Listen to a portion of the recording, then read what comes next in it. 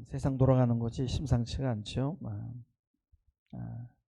변화가 너무 빨라서 세상을 정말 쫓아갈 수가 없습니다. 저도 이제는 젊은 사람의 문화를 이해하지 못합니다.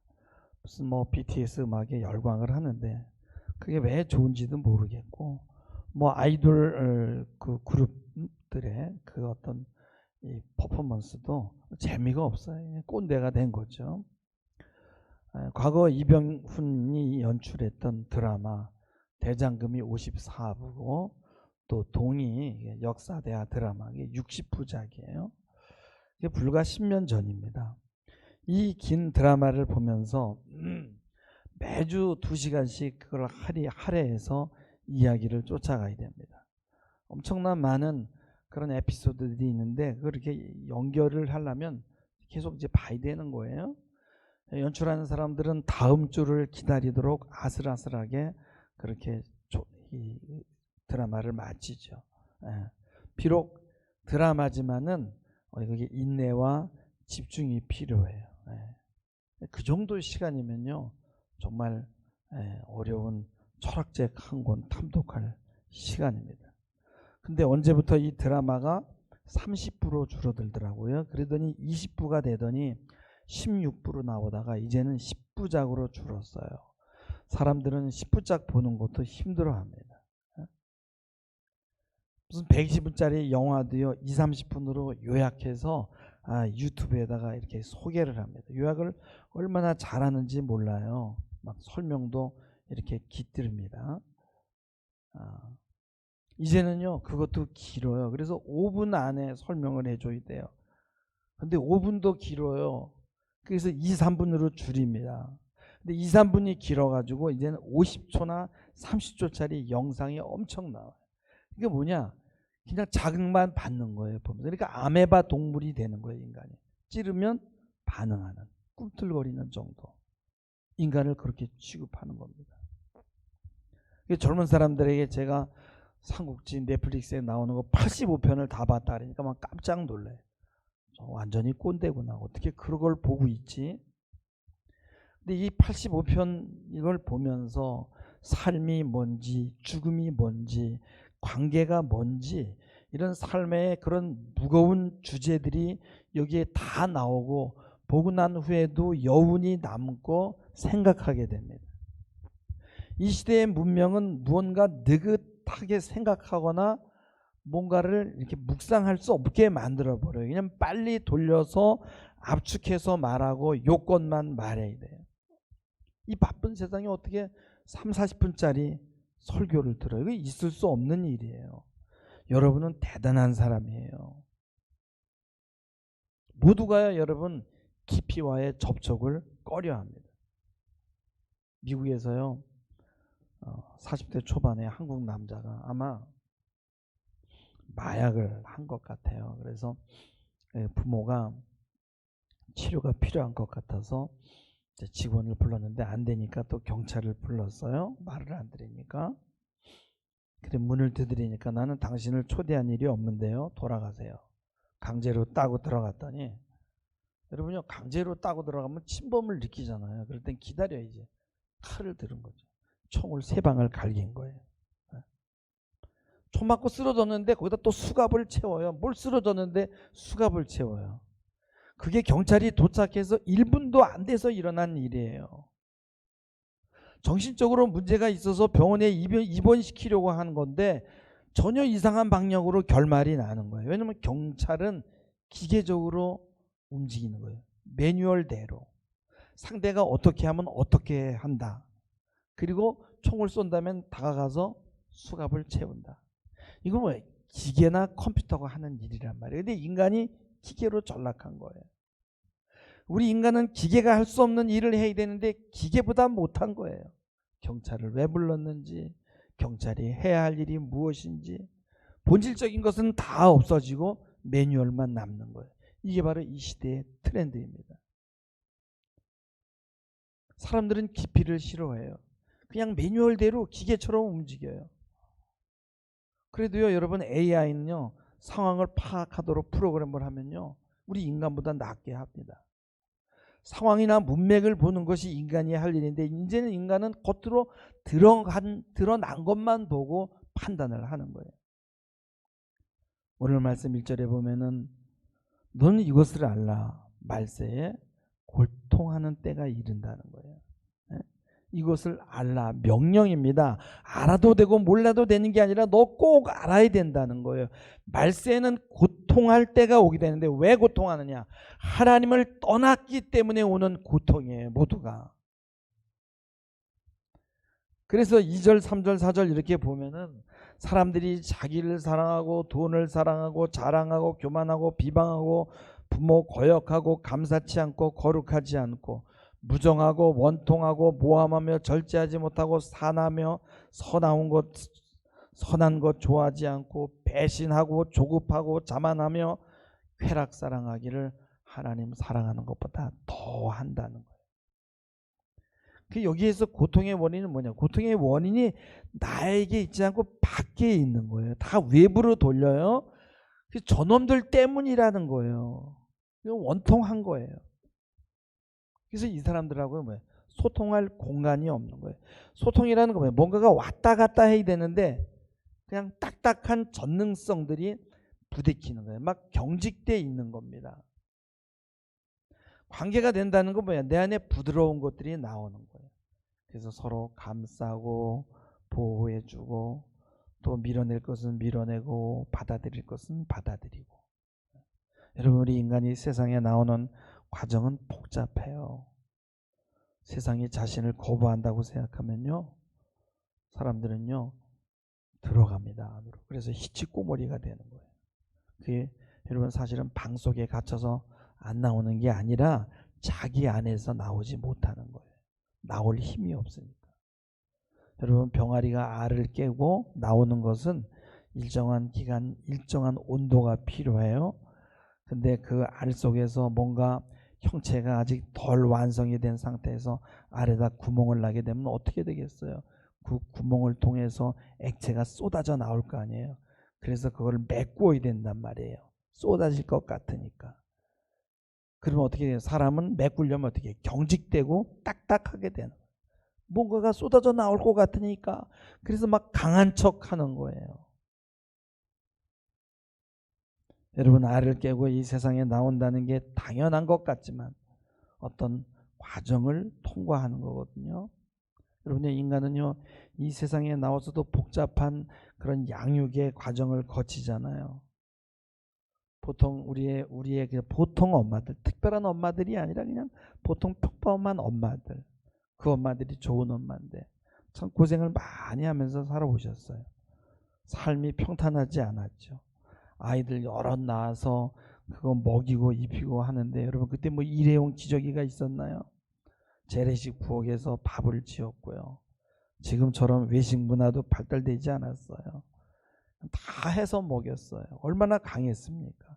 그렇게 강하지 않으면 자식들을 키울 수가 없었단 말이에요. 근데 요즘에 엄마들은 자식을 못 지키는 것이 아니라 낳지도 않고 낳아도 키울 수가 없는 거예요. 낳으면 망가뜨립니다. 왜냐하면 체력도 안 되고 정신력도 안 되는 사람들이 많아요. 대부분 그렇다는 거예요. 하나님은요, 이스라엘을 부족 국가로 만들기 위해서 어떻게 했어요? 애굽에 보내가지고요, 직사하게 고생을 시키는 거예요. 귀족들은 대를 잇는 게 힘들어. 왜? 편하니까. 그러니까 이 애도 잘 못 키우고 낳지도 못하고 그래가지고 그냥 상속자가 없는 게 늘 문제인 거예요. 지금 우리 이 시대는요, 너무 호강해서 전부 다 귀족이 된 거예요. 광야와 같은 그런 환경에서 자란 사람들이 강한 거죠. 그래서 과거 어린아이들은 관계하는데 뭐 어려움이 없었어요. 막 뛰어놀고 막 강하게 컸으니까. 오늘날 사람들은 자신을 드러내거나 깊이에 닿는 것을 무서워하는 이유는 자기 안에 부드러운 것, 연약한 것과 마주하는 게 어려워서 그래요. 그 형체가 만들어지지 않은 사람이 너무 많아. 구멍 뚫리는 사람들. 쏟아질까 봐. 그래서 그거를 딱딱한 것으로 메우려고 하는 거죠. 그래서 자극에만 반응하는 거예요. 불후의 명곡이라는 그런 프로그램이 있어요. 그 보면은 그 두 사람이 노래한 다음에 항상 누가 점수를 많이 땄는지 이렇게 합니다. 여러분, 제가 그걸 보면서 예측을 하는데 제 예측이 거의 맞아요. 어떻게 맞추냐면은 깊이를 건드리거나 눈물을 흘리게 하거나 슬프게 하는 곡은 감성을 건드리잖아요. 근데 그런 곡이 나오면요, 사람들이 눈물을 흘려요. 근데 거기다가 표를 찍지를 않아요. 예? 기분 나쁘다 이거예요. 왜 내 마음을 건드리냐는 거예요. 왜 내가 감추고 있는 내 이 속마음을 움직이게 하냐는 거예요. 싫은 거예요.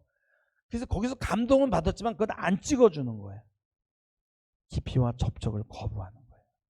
그래가지고 막 헤비메탈 와 뭐 이러고 막 소리 지르고 막 이런 거, 이게 다 자폐들이 하는 거예요. 자폐들한테 가보세요. 막 소리 질러요.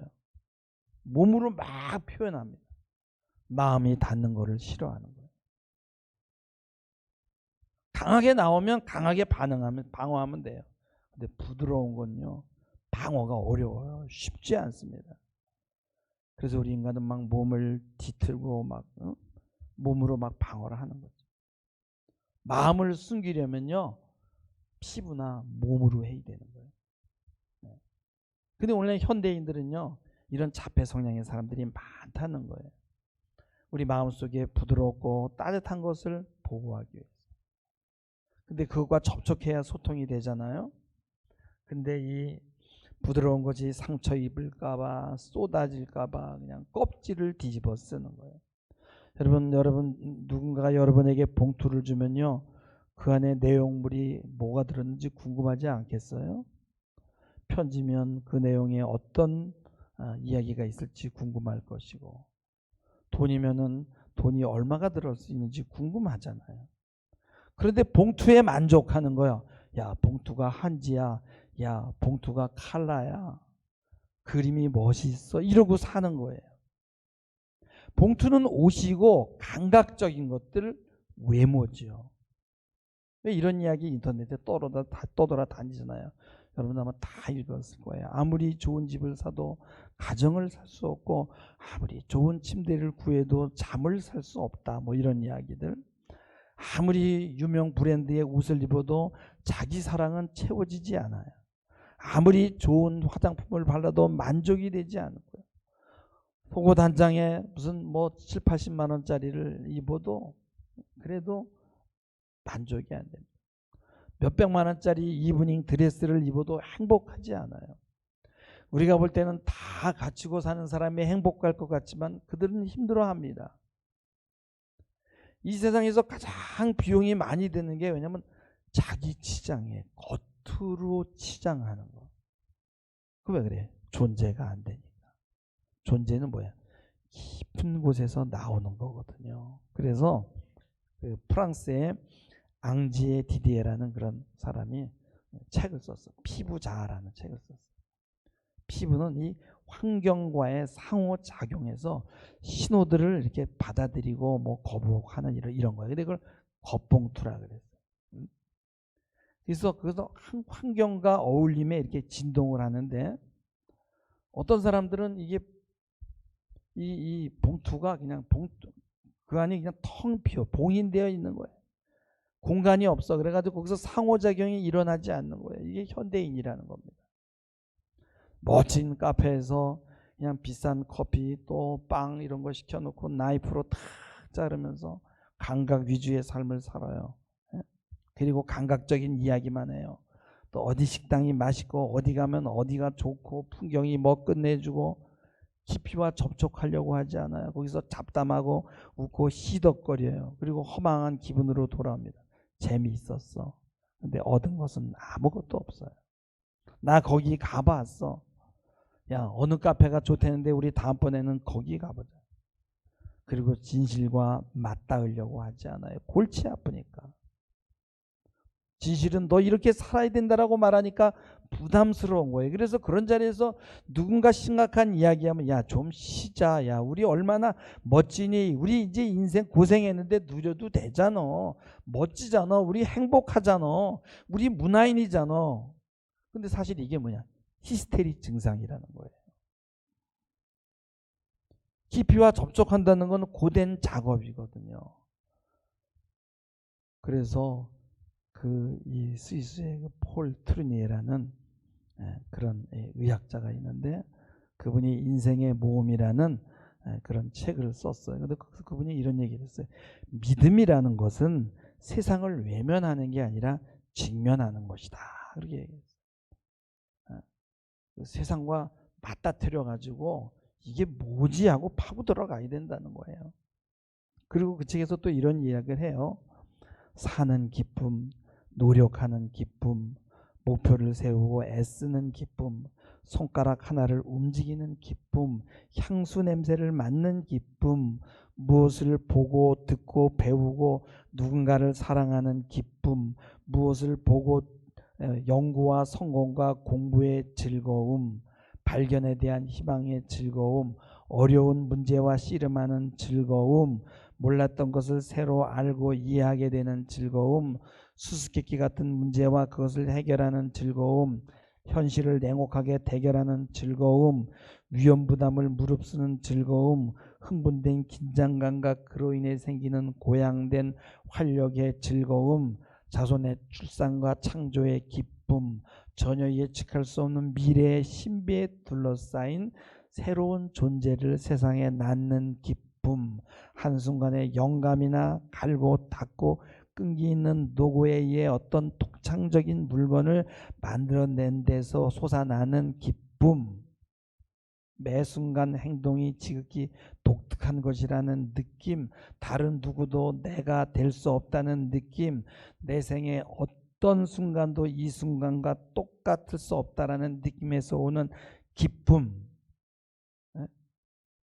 모든 경험, 행동, 실패와 성공에서 기쁨을 느끼고, 이런 건 뭐예요? 우리가 하나님의 형상으로 지음 받았다는 그런 것을 우리가 깨닫는 순간이거든요. 하나님은 우리로 그분의 일에 협력하게 하셨고요. 그리고 우리가 하는 일에도 그분이 매 순간 함께 합니다. 우리는 하나님에게서만 살아갈 용기를 얻을 수 있어요. 이게 바로 존재하는 거거든요. 근데 오늘 2절에 보면 뭐예요? 자기를 사랑하며 돈 사랑하며 자랑하며 교만하며 비방하며 부모 거역하며 감사치 않고 거룩지 않고. 이걸 한번 바꿔서 생각해 봐요. 모르게 돈에 빠지지 않아요. 자랑하지 않아요. 겸손해요. 비방하지 않고 사람들 칭찬해주고 다른 사람을 품어주고 이해하고 부모에게 효도하고 매사에 늘 감사하고 그냥 삶이 충만한 거예요. 이게 바로 존재가 되는 거잖아요. 여러분이 호흡이 깊지 않으면 병이 들어요. 여러분 호흡을 짧게 한다고 생각해 보세요. 폐에 깊이 호흡이 들어가야 몸이 다 열리잖아요. 등산이 아무리 어려워도요. 호흡을 깊게 하고 천천히 올라가면 높아도 올라갈 수 있어요. 호흡을 짧게 하면 못 올라갑니다. 창세기 2장 22절에 보면은 아담과 그의 아내 두 사람이 벌거벗었으나 부끄러워하지 아니하니라 라고 말씀해요. 그들에게는 서로 감추어진 영역이 없었어요. 방어하지 않아도 되니까 쓸데없이 에너지를 방출할 필요가 없는 거예요. 그게 가장 이상적인 상태거든요. 근데 아담과 하와가 금단의 열매를 먹었을 때 즉각적으로 자기 자신을 바라보기 시작해요. 하나님과 단절되면서 일어난 것이 뭐예요? 깊이와의 접촉이 단절된 거예요. 두렵고 무섭고. 그래서 무화과 나무로 치마를 해서 입은 거죠. 하나님이 그걸 가죽옷으로 바꿔 입혔잖아요. 근데 그게 점점점 진화해서 명품으로 바뀌고 지금은 가릴 수 있는 게 너무 많은 거예요. 하나님과의 그 관계가 단절됐을 때, 말씀을 어겼을 때 일어나는 거는 뭐야? 관계가 단절되는 거예요. 그 관계가 하나님과의 관계만 단절되는 게 아니라 자기와의 관계가 단절되고 모든 관계가 단절되고 우리의 겉모습만 보이는 거예요. 그래서 자기의 내부를 가리기 시작하면서 자기 발육이 정지되기 시작합니다. 그리고 인간은요, 소통하면서 관계하면서 발전하는 거예요. 그러니까 뭔가를 가리는 게 뭐예요? 그게 죄의 시작인 거예요. 나를 바라보는 거. 진정한 나를 바라보는 것이 아니라 나의 껍질을 바라보는 것이 죄의 시작이라. 근데 이 관계가 단절되는 건요, 사람과의 관계만 단절되는 게 아니야. 하나님과의 관계, 사물과의 관계, 자연과의 관계, 문자와의 관계, 모든 것에서 차단되는 거예요. 금단의 열매를 먹었다는 건 뭐예요? 자기와의 관계가 상실된 거죠. 그러면 교회가 해야 되는 뭐라? 교회가 하는 거는 뭐냐면은 자기의 어떤 내적 가치와 접촉하는 일을 만드는 거. 여기에 생명이 있기 때문에. 그래서 교회에서는 항상 교육이 들어가는 거예요. 가르치고 배워야 되는 거예요. 집단적으로 막 그냥 와 하고 몰려다니고 여기 생명이 없어요. 그냥 비인격체야. 속사람과 접촉을 상실하게 되면 사람들은 어떻게 돼요? 자기와 이게 안 되니까 자기 안에 있는 어두움을 밖으로 다 던지니까 외부에 적을 만들어요. 저놈들 죽여야 돼. 막 그래가지고 탑 꼭대기에 올라가가지고 무고한 지나가는 행인들에게 막 총을 갈겨요. 미국에 가면 그래요. 근데 그 총 맞은 사람들은 그 총 쏜 사람하고 아무 관계가 없는 사람이야. 근데 그 사람은 뭐냐? 저 사람들을 다 제거해야 될 대상으로 보이게 되는 거야. 그러면 그 사람하고 쟤네들은 너하고 아무 관계가 없는 사람이야. 너한테 총 맞을 일을 한 일이 없는 사람이라고 그 대화를 할 수 있는 소통의 공간이 그 사람에게는 없어요. 왜? 자기 안에 갇혀 있으니까. 딱딱한 껍질을 뒤집어 썼으니까. 자기의 연약한 부분을 보호하는 것만이 문제거든요. 여러분, 우리 인간은 소통하지 않고는 살 수 없어요. 근데 사람들은 소통을 뭘로 하냐? 감각으로, 행동으로, 비명으로, 총 쏘는 것으로. 지금은 감각으로 소통하는 시대죠. 보이는 것으로, 보는 것이 믿는 거죠. 여러분, 언어로 소통하시길 바랍니다. 문자로 소통하시기 바랍니다. 대화하면 더 좋고요. 만나면 더 좋습니다. 현대인의 생존 전략은 보호 껍질을 만드는 거예요. 그래서 자기의 내면과 소통을 하지 않아. 자기도 안으로 안 들어가. 그래서 자폐증 환자의 임상 사례를 보면요, 번쩍하고, 그러니까 뭐냐면 공중에 이렇게 사람들이 그런 거 있잖아요. 이렇게 가면 이렇게 뛰잖아요. 뛸 때 사진을 탁 찍잖아요. 이렇게 번쩍하면서 프레시가 번쩍하면서 그 순간을 탁 잡는 거예요. 그리고 거기서 자신을 보는 거예요. 그래, 그게 연결이 안 돼요. 여행 가면은 그냥 가방 들고 그냥 그 가이드만 막 쫓아다니는 거예요. 그래서 눈으로만 살짝 슬쩍슬쩍 보고 수박 겉핥기식으로 보고 오는 거죠. 거기서 의미를 담지 않아요. 화석화된 사진 한 장으로 딱 처리하고 와요. 남는 게 없어. 사진밖에 없어. 그런 얘기해요. 남는 건 사진밖에 없어. 얼마나 허무해요. 그리고 내가 이런 때가 있었어 하고 그리워하는 거예요. 그것이 무엇인지 궁금해하지만 사진 속에만 남겨두고 무감각 속으로 돌아오는 겁니다. 여러분, 1, 2분짜리 동영상 보고요, 뭘 깨달아요? 거기에 깊이가 있나요? 자극만 있어요. 그냥 웃고 감각에 만족합니다. 진리는 뭐예요? 깊이 내려가는 거예요. 우리의 고통이 뭡니까? 내려가지 못하는 거예요. 그래서 비명을 지르고 여기저기 성광들이 번쩍번쩍거립니다. 뭐 그냥 쓱 보는 거예요. 그냥 영상만 번쩍번쩍 보는 거예요. 야, 세상이 이렇게 돌아가는구나. 뭐 아름다움, 성스러움, 뭐 인애, 자유, 이런 거 부담스러워요. 보편적인 가치들. 뭐 예술도 부담스러워요. 뭐 문학 부담스러워요. 하나님이 얼마나 많은 자산을 줬는지 몰라요, 우리에게. 예술가들을 보내주고 화가들을 보내주고 문학작품을 보내주고 그런 거 다 귀하지 않아요. 그런 것들은 다 부담스러워. 자극적인 것만 좋아. 이게 바로 이 시대예요. 여러분, 책을 읽는데 너무너무 쉬우면 그다음에 읽기 싫어요. 왜냐면 다 아는데 뭘 읽어요. 근데 책을 읽어도 뭔 얘기인지 모르고 어려우면 거기에 엄청난 뭐가 들어있는 거니까 뭐 할 수 없어요. 다시 또 봐야 돼. 도전을 하는 거죠. 여러분, 1, 2분짜리 영상도 이젠 너무 많아서 볼 시간이 없잖아요.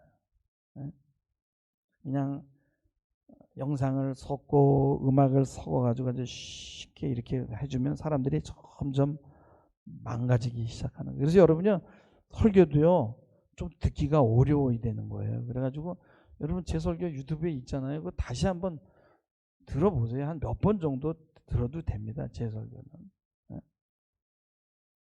근데 여러분요, 조금 어려운 설교하면 성도들 다 도망가잖아요. 왜냐면 성도가 갑의 위치에 있어가지고 나 오늘 마음을 좀 시원케 해줘 목사님, 응?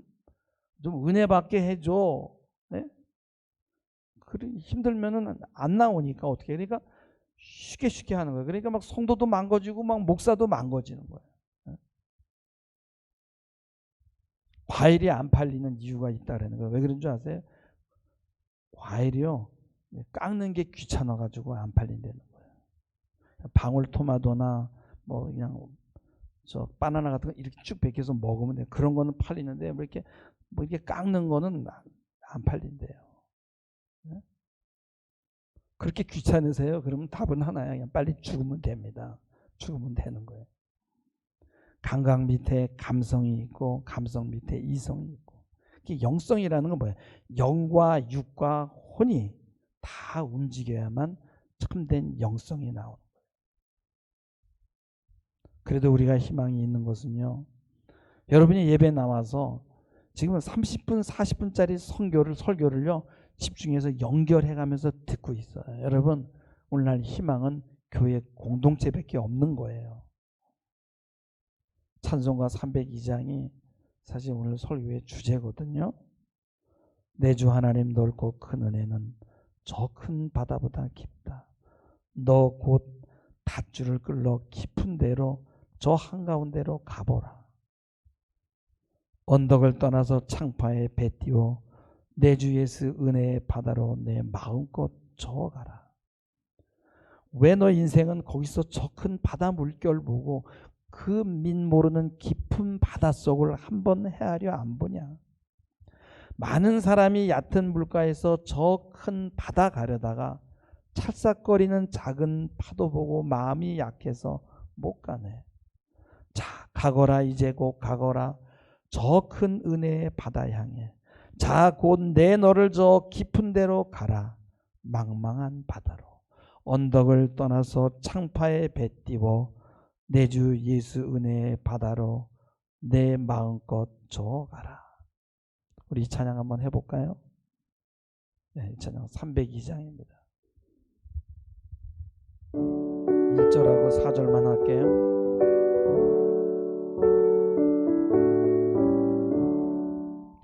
내 주 하나님 넓고 큰 은혜는 저 큰 분 깊다. 너 곧 닷줄을 끌러 깊은 데로 저 한가운데 가보라. 언덕을 떠나서 창파에 배 띄워 내 주 예수 은혜의 바다로 내 맘껏 저가. 4절 자고 가거라. 이제 곧 가거라. 저 큰 은혜 바다 향해. 자, 곧 내 너를 저 깊은 데로 가라. 망망한 바다로 언덕을 떠나서 창파에 배 띄워 내 주 예수 은혜의 바다로 내 맘껏 저가라. 기도하시겠습니다. 주님, 우리는 깊이로 들어가는 것을 두려워합니다. 그러나 거기에서 주님이 우리를 기다리고 계십니다. 깊이 들어가게 하시고 주님과 깊은 대화하게 하시고 주님 인도하는 사망의 음침한 골짜기라도 따라가게 하시고 종국에는 여호와는 나의 목자시니 내게 부족함이 없으리로다 고백하는 우리 모두가 되게 인도하여 주옵소서. 감사하며 예수님의 이름으로 기도하옵나이다. 아멘.